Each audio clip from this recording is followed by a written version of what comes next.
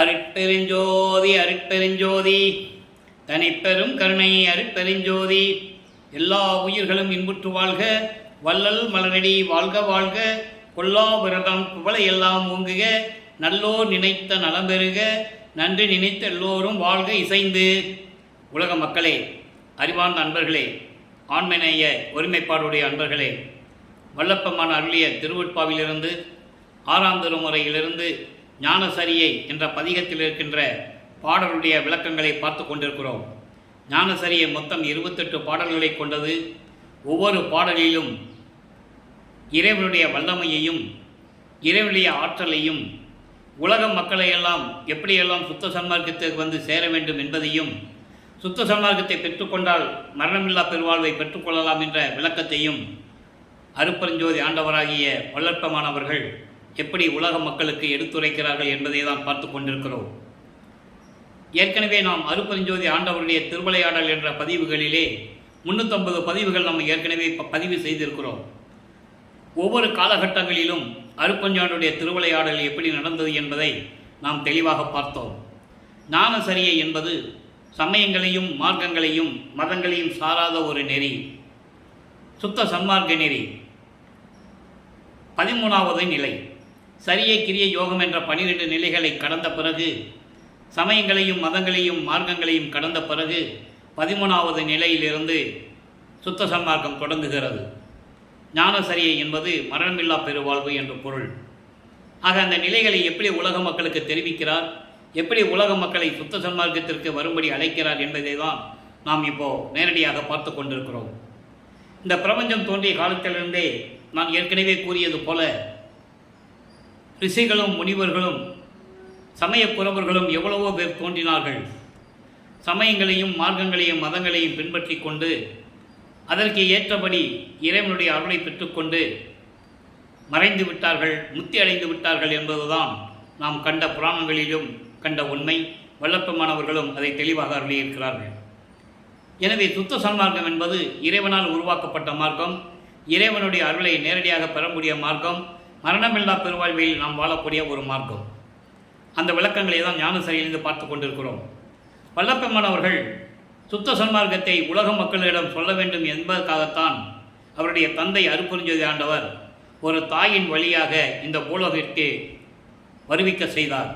அப்படி வருவிக்க உற்ற ஆண்டு 5/10/1823 ஆண்டு மருதூரிலே ராமையர் பிள்ளை சின்னையம்மர்களுடைய இல்லற வாழ்க்கையிலே இறைவனுடைய மகனாக வருவிக்க உற்றவர் என்பதை நீங்கள் புரிந்து கொள்ள வேண்டும். மற்றவர்களெல்லாம் பிறந்தவர்கள். வல்லப்பமானவர்கள் வருவிக்க உற்றார் என்பது இறைவனுடைய ஏதோ ஒரு காரியங்களுக்காக தனது ஆற்றலால் ஒரு மகனை பெற்றெடுத்து இந்த பூலோகத்திற்கு அனுப்புவது. அவர்தான் வருவிக்க உற்றவர் என்ற நிலையை நீங்கள் புரிந்து கொள்ள வேண்டும். இதை ஏன் நாம் தினமும் கூறுகிறோம் என்றால், கிட்டத்தட்ட இந்த வள்ளலார் ஊழியனாகிய நான் 5 ஆண்டுகளாக யூடியூப்பில் நம்ம பேசிகிட்டு இருக்கோம். அதாவது திருவருட்பா பற்றி விளக்கத்தை சொல்லிகிட்டு இருக்கோம். மறைக்கப்பட்ட பிரபஞ்சத்தில் மறைக்கப்பட்ட உண்மைகள் என்னென்ன என்பதையெல்லாம் ஏற்கனவே நம்ம சொல்லியிருக்கோம். வள்ளலார் ஏன் வருவிக்க விட்டார் என்ற விளக்கங்களையே நம்ம சொல்லியிருக்கோம். 5 வருடங்களாக பேசி கொண்டிருக்கிறோம். இப்போ இறைவனுடைய தயவாலையும் கருணையாலையும் திருவருட்பாவுடைய 6 திருமுறைகளை விளக்கம் பெற்றுக்கொண்டு நேரடியாக இறைவனிடம் பெற்ற விளக்கம், அதை இந்த விளக்கங்களே தான் இப்போ நாம் பார்த்து கொண்டிருக்கிறோம். ஆக இந்த ஞானசரியை என்பது உலக மக்களுக்கு தெரிவிக்க வேண்டிய ஒரு காலகட்டத்தில் நம்ம இருக்கிறோம். அதனால்தான் வல்லப்பமானவர்கள் இந்த வருவிக்க உற்று 32 ஆண்டுகள் வரைக்கும் சென்னையிலே சமயங்களையும் மதங்களையும் மார்க்கங்களையும் பின்பற்றி கொண்டிருந்தார் என்பதை நாம் திருவருட்பாவிலிருந்தே கண்கூடாக பார்த்து கொண்டிருக்கிறோம். அதன் பிறகு ஏன் அதை பின்பற்றி கொண்டிருந்தார் என்ற விளக்கத்தையும் நாம் விளக்கமாக கூறியிருக்கிறோம். அருட்பெருஞ்சோதியுடைய திருவிளையாடல் அது. தன் மகனை அது இருக்க செய்து, இனிமேல் அதெல்லாம் தேவையில்லை உலக மக்களுக்கு, அது பயனற்றது, அதனால் எந்த விதமான பலனும் இல்லை என்ற நிலையை உலக மக்களுக்கு சொல்ல வேண்டும். அதற்காகத்தான் அவர் வருவிக்க விட்டார் என்பதை நீங்கள் புரிந்து கொள்ள வேண்டும்.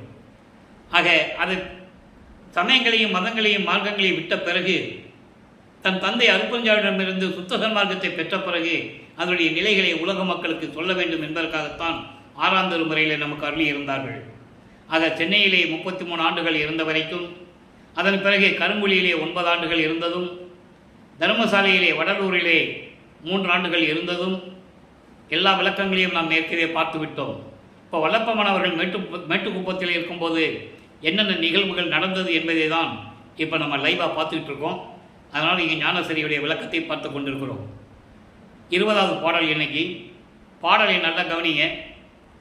குறித்து உரைக்கின்றேன் இதனை கேண்மின் இங்கே வம்பின் கோணுமன புறங்காலே நாணுகின்ற உலகீர் வெறிக்க உம்மால் ஒரு பயனும் வேண்டுகிறேன் எனது மெய்யுரையை பொய்யுரையாய் வேறு நினையாதீர் பொறித்த மதம் சமயமெல்லாம் பொய் பொய்யே. அண்டர்லைன். இந்த ஒரு வரிதான் ஞானசருடைய விளக்கம். பொறித்த மதம் சமயம் எல்லாம் பொய் பொய்யே அவற்றில் புகுதாதீர் சிவம் ஒன்றே பொருள் என கண்டறிவேன். இங்கே சிவம் ஒன்றே பொருள் என்பது அருப்பஞ்சோதி ஆண்டவர் என கண்டறிவேன். செறித்திடும் சிற்றவை நடத்தை தெரிந்து துதித்திடுவேன். சித்தியெல்லாம் இத்தினமே சித்தியெல்லாம் இத்தினமே சத்தியம் சேர்ந்திடுமே. இது எப்படி படிக்கணும்னா, சித்தியெல்லாம் இத்தினமே சேர்ந்திடுமே சத்தியம் என்று இந்த பாடலை நமக்கு அருளி இருக்கிறார்கள். இதனுடைய விளக்கத்தை பாருங்க. குறித்து உரைக்கின்றேன் இதனை கேண்பேன். உலக மக்களே, உங்களை உள்ளத்தில் நினைத்துதான் இதை நான் சொல்லிக் கொண்டிருக்கிறேன். அதான் குறித்து உரைக்கின்றேன் சொல்லுகிறார். உலக மக்களே, நான் சொல்லுவதை கேளுங்கள். உங்களை நினைத்துதான், உங்களை என் உள்ளத்தில் நினைத்துதான் இதை நான் சொல்லிக் கொண்டிருக்கிறேன். இதுவரையும் இந்த பிரபஞ்சத்தில் யாரும் எந்த விளக்கங்களையும் உண்மைகளையும் கூறியதில்லை. ஏனென்றால் அவர்களெல்லாம் மலங்களால் சூழப்பட்டவர்கள். மலங்களால் சூழப்பட்டு மாயைகளையும் மயக்கங்களையும் சிக்கிக் கொண்டிருந்தவர்கள். அவர்களால் இந்த உண்மைகளை சொல்ல முடியாது. எனவே உலக மக்களை இங்கே வாருங்கள், இங்கே வம்பின், இங்கே வாருங்கள், சுத்த சன்மார்க்கத்தில் சேர்ந்து கொள்ளுங்கள். மனம் ஒரு குரங்கு. குரங்கு எப்படி தாவி தாவி போகுமோ அதுபோல மனம் அலை வாய்ந்து கொண்டிருக்கிறது. இந்த மனதை அலைய விட்டு மாயைகளையும் மயக்கங்களையும் சிக்கி நாணுகின்ற உலகீர் துன்பப்பட்டு கொண்டும் துயரப்பட்டு கொண்டும் வெக்கப்பட்டு கொண்டும் வாழ்ந்து கொண்டிருக்கிறீர்களே உலக மக்களே, உங்களை என் உள்ளத்தில் நினைத்துதான் இதை சொல்லுகிறேன். இங்கே வாருங்கள் சொல்லிட்டு சொல்றாரு, வெறித்த உம்மால் ஒரு பயனும் வேண்டுகிறேன். உங்களால் எனக்கு என்ன பலன் கிடைக்கும் நீங்கள் நினைக்கிறீங்க? வீணாக பொழுதை கழித்து கொண்டிருக்கிறீர்கள். வீணாக காலத்தை கழித்து கொண்டு சமயங்களிலும் மதங்களிலும் மார்க்கங்களிலும் ஈடுபட்டு கொண்டு துன்பப்பட்டு கொண்டிருக்கிறீர்கள். உங்களால் எனக்கு எந்த விதமான பலனும் தேவையில்லை. உங்களால் எனக்கு எந்த விதமான பலனும் இல்லை. உங்களை வேண்டுவதும் இல்லை. எனக்கு தேவையில்லை. வேண்டுகிறேன். உங்ககிட்ட இருந்து நான் எதுவுமே கேட்கல. ஒரு பயனும் வேண்டுகிறேன் உங்ககிட்ட இருந்து. உங்ககிட்ட இருந்து நான் என்ன கேட்க போறேன்? நீ என் மக்கள், நீ என் மக்கள், என் உறவினர்கள். அதான் நான் சொல்லுவதை கேளுங்கள். எனது மெய்யுரையை, நான் சொல்லுகின்ற இந்த உண்மையான சத்தியமான வார்த்தைகளை, இந்த சத்தியமான விளக்கங்களை பொய்யானது என்று நீங்கள் நினைக்க வேண்டாம். வேறு நினையாதீர். வேறு எதுவும் நினைக்க வேண்டாம். அதாவது உலக மக்களே, உங்களையெல்லாம் என் உள்ளத்தில் நினைத்துதான் இதை சொல்லுகிறேன். இங்கே வாங்க, சுத்த சமாஜத்தில் சேர்ந்துக்கங்க. மனம் இருக்குதே, அது ஒரு குரங்கு மாதிரி தாவி தாவி போய்கிட்டு இருக்கும். அப்படி உங்கள் மனதை அலைவாய விட்டு துன்பப்பட்டு துயரப்பட்டு வெக்கப்பட்டு வாழ்ந்து கொண்டிருக்கிறீர்கள். அவமானங்களை தாங்கிக் கொண்டு வாழ்ந்து கொண்டிருக்கிறீர்கள். உலக மக்களே, வீணாக பொழுதை கழித்து கொண்டிருக்கின்ற உங்களால் எனக்கு எந்த விதமான பலனும் இல்லை. உங்ககிட்ட நான் எதுவும் எதிர்பார்க்கலை. உங்ககிட்ட நான் எதுவும் கேட்க போகிறதில்லை. அதனால் நான் சொல்கிறதை கேளுங்க. நான் சொல்கிற உண்மைகளை நீங்கள் கேளுங்க. இதை பொய்யாக நீங்கள் நினைக்க வேண்டாம். வேறு எதுவுமே நீங்கள் நினைக்க வேண்டாம் சொல்லிட்டு சொல்கிறாரு, பொறித்த மதம் சமயம் எல்லாம் பொய் பொய்யே. இதான் உச்ச கட்டம். திருவற்பாவினுடைய சுத்த சன்மார்க்கத்துடைய உச்ச கட்டம் இதுதான். பொறித்த மதம் சமயம் என்பது, பொறித்த என்பது இந்த பிரபஞ்சத்தில் உருவாக்கப்பட்ட, மற்றவர்களால் எழுதப்பட்ட, மற்றவர்களால் பொய்யாக புனைக்கப்பட்ட இந்த மதங்களும் சமயங்களும் பொய் பொய். யார் சொன்னது? இந்த பிரபஞ்சத்தில் இதெல்லாம் பொய்ன்னு யார் சொன்னது? யாரும் சொல்லலை. அதனால தான் திருவருட்பாவை யாரும் கையில் எடுத்து படிக்கலை. இன்னும் எல்லாம் படித்தாங்க. எந்தெந்த நூல்கள் எப்பப்போ உருவாச்சுன்னு சொன்னாங்க.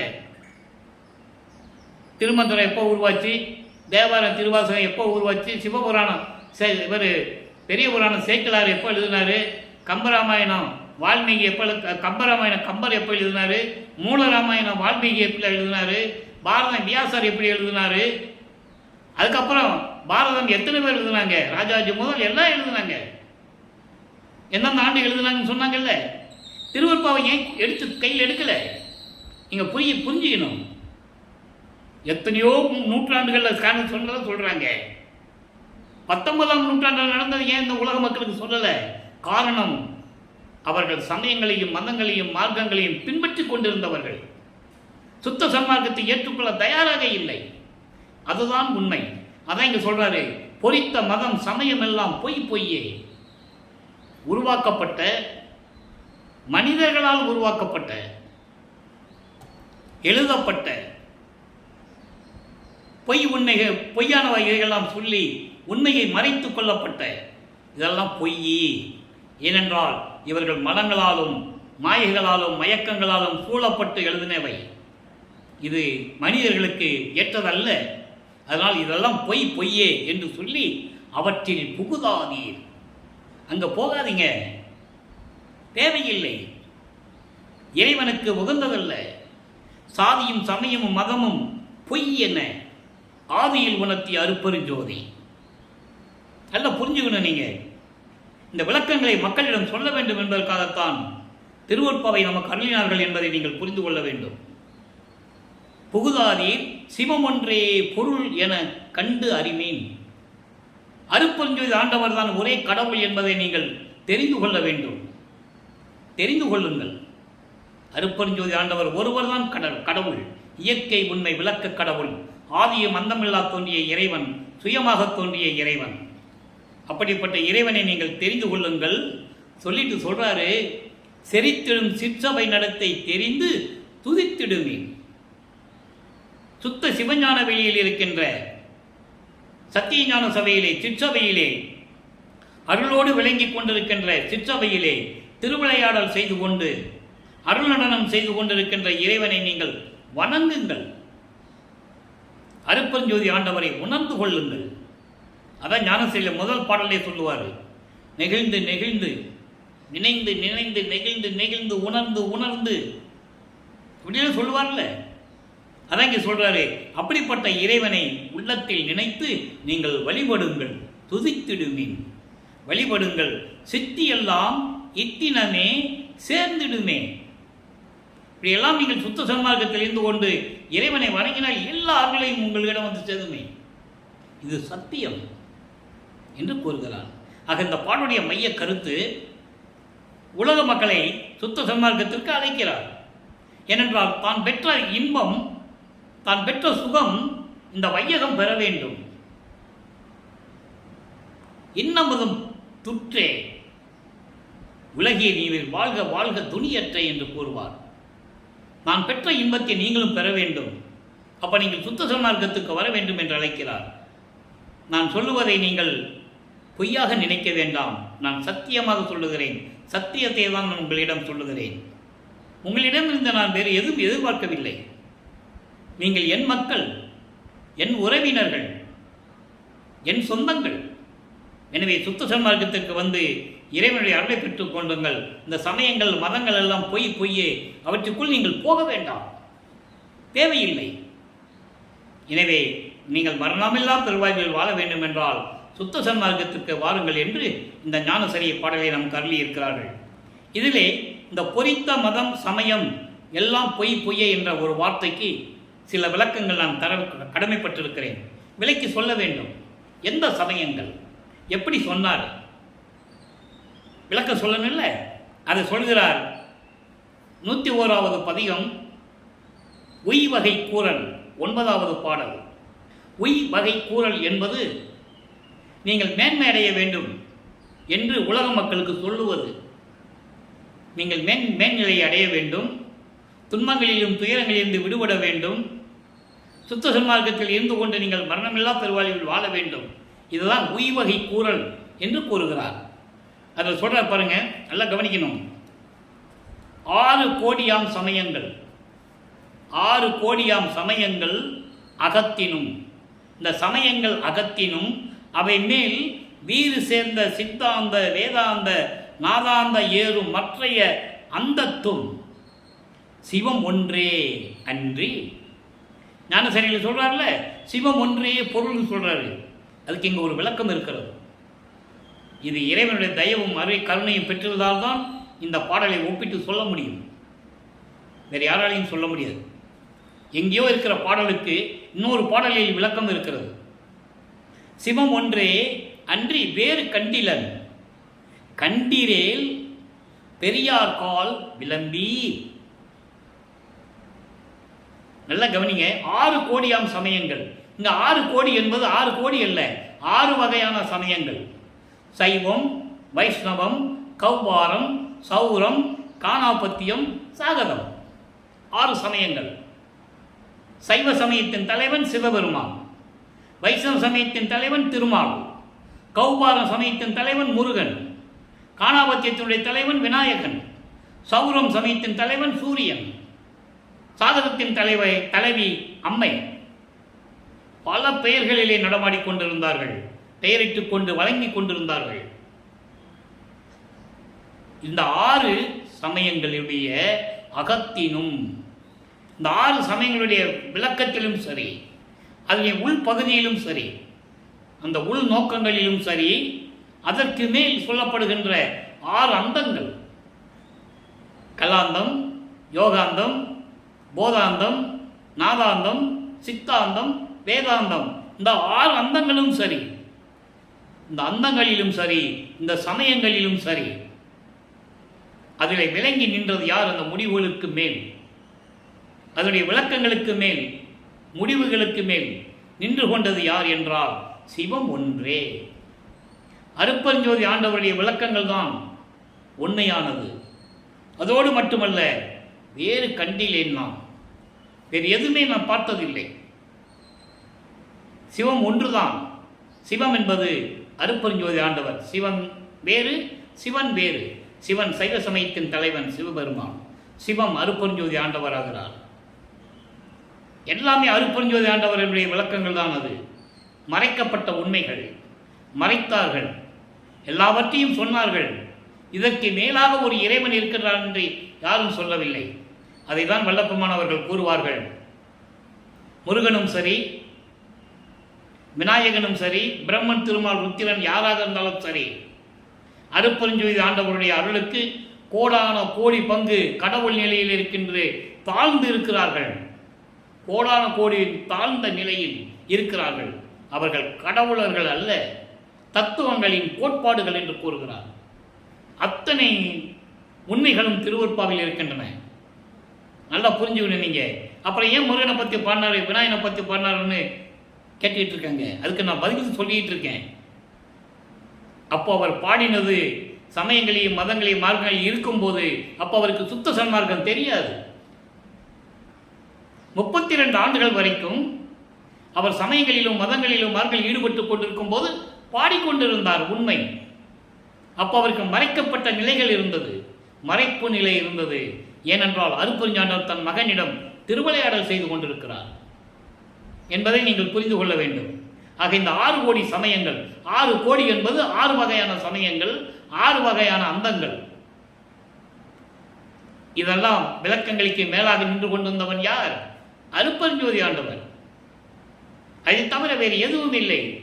அதை பற்றி நீங்கள் தெரிந்திருந்தால், தெரிந்த பெரியவர்கள் யாராவது இருந்தால் என்னிடம் சொல்லுங்கள்னு கேட்குறேன். அப்படி யாராவது உங்களுக்கு தெரிஞ்சிருக்கா?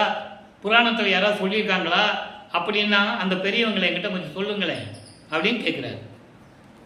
இப்போ இந்த நிலைகள் மாறிய பிறகு பொறித்த மதம் சமயம் எல்லாம் பொய் பொய்ன்னு சொல்லிட்டாரு. அதுக்கப்புறம் சத்தியம் செய்கிறார். சித்தியெல்லாம் இத்தினமே சேர்ந்திடுமே. சத்தியம், சத்தியம் சேர்ந்திடுமேன்னு சொல்றாரு. சத்தியம் பின்னால் வரணும். சத்தியம் பண்றார் உலக மக்களுக்கு. அதை எப்படி சொல்றாரு?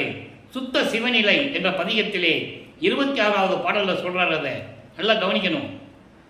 சத்தியம் சொல்லுகின்றேன், சத்தியம் சொல்லுகின்றேன் சகத்தீர் அறிமின்கள். அறிமின்கள்னா அறிந்து கொள்ளுங்கள், தெரிந்து கொள்ளுங்கள். நான் சத்தியமாக சொல்லுகிறேன் உலக மக்களே, நீங்கள் தெரிந்து கொள்ளுங்கள், அறிந்து கொள்ளுங்கள். சித்தியெல்லாம் வல்ல சிவம் ஒன்றே நித்தியம் என்று. எத்தனை இடத்துல சொல்ற பாருங்க சிவம் என்று. நல்லா புரிஞ்சுக்கணும் நீங்க. அதான் ஒரு பாடலுக்கு தொடர்பு உண்டு. நான் ஏற்கனவே கூறியது போல ஞான செயலிக்க வரிக்கு மட்டும் பொருள் கூறுவது நமது நோக்கம் அல்ல. அங்கே வல்லப்பெருமான் என்ன கூறினார் அந்த விளக்கங்களை உலக மக்களுக்கு சொல்ல வேண்டும். சொல்றார் பாருங்க, சத்தியம் சொல்லுகின்றேன் உலக மக்களே, நீங்கள் தெரிந்து கொள்ளுங்கள். சித்தியெல்லாம் வல்ல சிவம் ஒன்றே நித்தியம் என்று. மீதியெல்லாம் அழியக்கூடியது. அருப்பஞ்சோதி ஆண்டவர் தான் அழிவில்லாத இறைவன். அதற்கான உதாரணங்களை, நம்ம எடுத்துக்காட்டுகளை நிறைய சொல்ல முடியும். ஆனால் திருவருட்பாவை பற்றி பேசும்போது மற்ற நூல்களை பற்றி நான் பேசுவதில்லை. ஏனென்றால் அது சமயங்களையும் மதங்களையும் மார்க்கங்களையும் சார்ந்தது இருந்தாலும் கூட சில காலகட்டங்களில் உதாரணங்களை, எடுத்துக்காட்டுகளை சொல்ல வேண்டிய கடமை இருக்கிறது. எல்லாமே பிறந்து செத்து பிறந்து செத்து தான் போயிருக்கிறார்கள் என்பதை தெளிவாக கூறியிருக்கிறார். அதான் சொல்லுவார், செத்து செத்து பிறக்கும் தேவர்கள் என் முன் வழியிலர். வழியிலன்னு அர்த்தம், எனக்கு நிகராக யாருமே கிடையாது இந்த பிரபஞ்சத்தில். என் தந்தையை தவிர இந்த பிரபஞ்சத்தில் எனக்கு நிகர் யாரும் இல்லை என்று கூறுகிறார். அவர் இறைவனுடைய மகன் என்பதை நீங்கள் புரிந்து கொள்ள வேண்டும். இறைவனுடைய மகனாகவே வருவிக்கோற்றவர். உலகியலுக்காக ஒரு குடும்பத்திலிருந்து வராரு, அவ்வளவுதான் விஷயம், வேற ஒன்றும் இல்லை. இது இந்த உண்மையை உலக மக்களுக்கு சொல்லணும். வல்லப்பெருமானவர்கள் வருவிக்க விட்டு 203 ஆண்டுகள் முடிவடைந்து விட்டது. இனி அவரை பறந்தாரு பறந்தாரு பறந்தாருன்னே சொல்லி அந்த தாயின் கருவறையிலே எப்படி இருந்தேன்னு சொல்லுவார் பாருங்க. அதை நம்ம ஏற்கனவே அருப்பெருஞ்சோதி ஆண்டவர் திருவிளையாடல் பதியத்தில் நம்ம பார்த்துருக்கோம். நீங்கள் யூடியூப்பில் பார்க்கலாம். அந்த கருவறையில் இறைவனுடைய திருவிளையாடல் எப்படி நடந்ததுன்னு சொல்லுவார், உலக மக்களுக்கு சொல்லுவார். அதை உலக மக்கள்கிட்ட சொல்றதுக்கு யாரும் இல்லை. இறைவனுடைய கட்டளையின்படி இந்த வள்ளலார் மொழியை ஆட்கொண்டு நான் சொல்லிக் கொண்டிருக்கிறேன். இதுதான் உண்மை. அப்போ இந்த நிலையில் இருக்கும்போது வல்லப்பெருமான் யார்? அருப்பெருஞ்சோதி ஆண்டவருடைய மகன் என்ற நிலையை புரிந்து கொள்ள வேண்டும். இன்னும் சமயங்களையும் மதங்களையும் மார்க்கங்களையும் பின்பற்றி கொண்டு கதைகளை கூறிக்கொண்டிருக்கிறார்கள். எப்படி அது உண்மையாகும்? நல்லா புரிஞ்சுக்கணும் நீங்கள். அதனால தான் பாடல் மூலியமாக உங்களுக்கு விளக்கத்தை கொடுத்து கொண்டிருக்கிறேன். இன்று வரை பேசிக் கொண்டிருப்பவர்கள் சும்மா அப்படியே பொத்து வாய்க்கு வந்தபடி பேசிட்டு போயிடுவாங்க. மனசில் என்னப்பட்டதோ வாயில் என்ன வந்ததோ அது பேசிட்டு போயிடுவாங்க. பாடலோடு சொல்ல வேண்டும். அதனால தான் பாடலோடு சொல்கிறேன், சத்தியம் சொல்லுகின்றேன் சகத்தீர் அறிமின்கள், சித்தியெல்லாம் வல்ல சிவம் ஒன்றே நித்தியம் என்று. அழிவில்லாதவன் அருப்பஞ்சாண்டவர் தான் அழிவில்லாத இறைவன். மீது எல்லாம் பிறந்து இறந்து தான் போயிருக்காங்க. புராணங்களில் உண்டு, எல்லா ஆதாரங்கள் உண்டு, யாரும் மறுக்க முடியாது. அந்த நிலையில் இருக்கும்போது அடுத்து சொல்றார் பாருங்க, என்னும் எண்ணத்தாலே நம் எண்ணமெல்லாம் கைகூடும். சுத்த சன்மார்க்கத்தில் இருந்து கொண்டு நீங்கள் என்ன நினைத்தாலும் சரி, அந்த எண்ணங்கள் அப்படியெல்லாம் உங்கள் கைக்கு வந்து சேரும். அதை பாடலிலே கூறுவார். அறாந்தருமுறையிலே 47வது பதிகம் அருள் ஜோதி நிலை என்ற பாடலிலே கூறுவார். முதல் பாடலிலே 5வது வரியிலே கூறுவார், எண்ணிய நான் எண்ணியவாறு என கருளும் தெய்வம். அதை இங்க சொல்றாரு, உலக மக்களுக்கு சொல்றாரு. தான் பெற்றதை உலக மக்களுக்கு சொல்லணும் இல்லை. அருப்பெருஞ்சோதி அகவலிலே சொல்லுவார், எப்படி எண்ணியது என் கருத்து இங்கு எனக்கு அப்படி அருளிய அருப்பெருஞ்சோதி, எப்படி என் மனம் விளைந்தது இங்கே எனக்கு அப்படி அருளிய அருப்பெருஞ்சோதி சொல்லுவார்ல. அப்போ நம்ம எண்ணங்கள் கைகூடணும்னா சுத்தகமாக தெரிந்து கொண்டு அருப்பெருஞ்சோதி ஆண்டவரை வணங்கினால் நம்ம எண்ணமெல்லாம் கைகூடும் என்று கூறுகிறார். அடுத்து சொல்வார் பாருங்க, நன்னுமின் பத்தேன் என்று நாம். உலக மக்கள் என்று சொல்றாரு. நம்ம என்ன செய்யணுமா? ஐயா அருப்பெருஞ்சோதி ஆண்டவரே, என் தெய்வமே, சுத்த சன்மார்க்கத்தின் தலைவனே, நான் உன் பக்தன் அப்பா, நான் உன் அன்பன், நான் உன் அடியான் என்று சொல்லி நம்ம சுத்த சன்மார்க்கத்துக்கு போகணுமா? நன்னுமின் நன்னுமின் என்ன, வாருங்கள் சுத்த சன்மார்க்கத்தில் சேர்ந்து கொள்ளுங்கள். எப்படி இறைவன் என்று சொல்றாரு நம்மளை, நான் உன்னுடைய பக்தன், நான் உன்னுடைய அடியேன், உன்னுடைய அன்பன் நான், உன்னுடைய நண்பன் நான் என்று சொல்லுகிறார். ஆக சுத்த சன்மார்க்கத்தில் இணைந்து கொண்டு சுத்த சன்மார்க்க நெறிகளை பின்பற்றி கொண்டு மரணமில்லா பெருவாழ்வை பெற்றுக்கொள்ள வேண்டும் என்பதை வல்லப்பமானவர்கள் உலக மக்களுக்கு தெளிவாக அருளியிருக்கிறார்கள். அந்த விளக்கங்களை தான் பார்த்து கொண்டிருக்கிறோம். எனவே அன்பர்களே, சுத்த சன்மார்க்கத்தில் சேர்ந்து, சுத்த சன்மார்க்கம் என்பது வேறு ஒன்றுமே இல்லை, பயப்படாதீங்க. சமயங்களையும் மதங்களையும் மார்க்கங்களையும் சாராத ஒரு மார்க்கம். இந்த சமயங்கள் மதங்கள் மார்க்கங்களால் மனிதர்களால் உருவாக்கப்பட்டது, சமய குறவர்களால் உருவாக்கப்பட்டது, மத தலைவர்களால் உருவாக்கப்பட்டது. சுத்த சன்மார்க்கம் இறைவனால் உருவாக்கப்பட்டது. காரணம், இந்த 4 யுகங்களும் அழிந்து விட்டது. கிரேத யுகம், திரேத யுகம், துபார யுகம், கலியுகம் அழிந்து விட்டது. ஒவ்வொரு யுகத்திற்கும் ஆயுள் காலம் உண்டு. கலியுகத்துக்கே மொத்தமே 5000 ஆண்டு தான் முடிஞ்சு போச்சு. 1900 ஆண்டுகளில் முடிந்து விட்டது. அப்போ அந்த சமயங்களில் அந்த மதங்கள் மார்க்கங்கள் தோன்றிய அந்த யுகங்கள் அழிந்து போனோன்னு இது அழிஞ்சு போச்சு. மக்களுக்கு தெரியல, ஏன்னா மக்கள்கிட்ட யாரும் சொல்லலை. அதனால் காலங்காலமாக பின்பற்றி கொண்டிருக்கிறார்கள். இதுதான் உண்மை. அதை கூறுவதற்காகத்தான் வல்லப்பமானவர்கள் வருவிக்க விட்டார். உலக மக்களுக்கு சொல்லணுமே, இன்னும் அவங்களுக்கு தெரியாமல் இருக்கிறாங்களே, எல்லாம் முடிஞ்சு போச்சே என்ற நிலையை உலக மக்களுக்கு தெரிவிப்பதற்காகத்தான் ஒரு தாயின் வழியாக பூலோகத்திற்கு வல்லப்பமானவர்கள் வருவிக்க விட்டார் என்பதை நான் பதிவு செய்ய கடமைப்பட்டிருக்கிறேன். இவ்வளவு விளக்கங்கள் இருக்கிறது திருவருட்பாவிலே. பிரபஞ்சத்தின் உண்மைகள் மறைக்கப்பட்டிருக்கிறது. காரணம், அவர் கூட இருந்தவர்களும் சரி, மாணாக்கர்கள் என்று சொல்லப்பட்டவர்களும் சரி, 30/1/1870 இரவு நைட்டு 12 மணிக்கு, இரவு 12 மணிக்கு வல்லப்பமானவர்கள் இறைவனாகிறார். அருட்பெருஞ்சாண்டவர் பிரிந்த சக்தியோடு தன் மகனோடு 2.5 கலந்து கொள்ளுகிறார். யாரு? இறைவன் வந்து கலந்து கொள்ளுகிறார். ஏனென்றால் இவர் பிரிந்த தன்னுடைய மகனோடு 51 ஆண்டுகள் பிரிந்த தன் சக்தியோடு மீண்டும் சித்தி வளாகத்திலே அருட்பெருஞ்சாண்டவர் மகனோடு 2.5 கலந்து கொண்டு இறைவனாகிறார். அவர் கதவு சாத்திட்டு ஓடி ஒளிஞ்சிட்டு மறைஞ்சு போயிடல. நல்லா புரிஞ்சுக்கணும் நீங்க. இது இந்த வல்லாளருடைய ஆதங்கம்.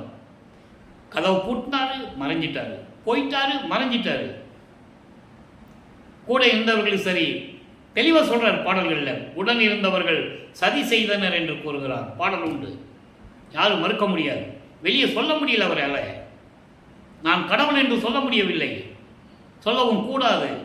ஏன்னா அப்பன் சொல்லியிருக்காரு, இங்கே வரும்போதே பூலோகத்துக்கு வரும்போது சொல்றாரு, நீ வேஷம் மட்டும் தான் போடணும், வேற எதுவும் சொல்லக்கூடாது. மக்கள் உணர்ந்து கொள்வார்கள் என்ற நிலையில்தான் திருவருட்பாவை 6ஆம் திருமுறையை நமக்கு அருளினார்கள் என்பதை நீங்கள் புரிந்து கொள்ள வேண்டும். ஆக உலக மக்களே, என் உறவுகளே, என் அன்பான நேய உணர்வுடைய நண்பர்களே, எல்லாரும் குடும்பத்தோடு சுத்த சன்மார்க்கத்தில் இணைந்து ஜோதி வடிவமான ஜோதி வடிவில் இருக்கின்ற அருட்பெருஞ்சோதி ஆண்டவரை வணங்கி, அருட்பெருஞ்சோதி அருட்பெருஞ்சோதி தனிப்பெருங்கண்ணே அருட்பெருஞ்சோதி என்ற மகாமந்திரத்தை சொல்லி இறைவனுடைய அருளையும் செல்வங்களையெல்லாம் பெற்றுக்கொண்டு நீங்கள் நோயற்ற வாழ்வில், மரணமில்லா பெருவாழ்வில் நீங்கள் வாழ வேண்டும், நீடூழி வாழ வேண்டும் என்று இறைவனுடைய தயவோடையும் கருணையோடையும் இந்த வள்ளலார் ஊழியன் வாழ்த்தி விடைபெறுகிறேன். நன்றி, வணக்கம். அருட்பெருஞ்சோதி அருட்பெருஞ்சோதி தனிப்பெருங்கருணை அருட்பெருஞ்சோதி. நாளையும் ஞானசரிய விளக்கம் தொடரும். கண்டு கழித்து இறைவன் அருளை பெற்றுக்கொள்ளுங்கள்.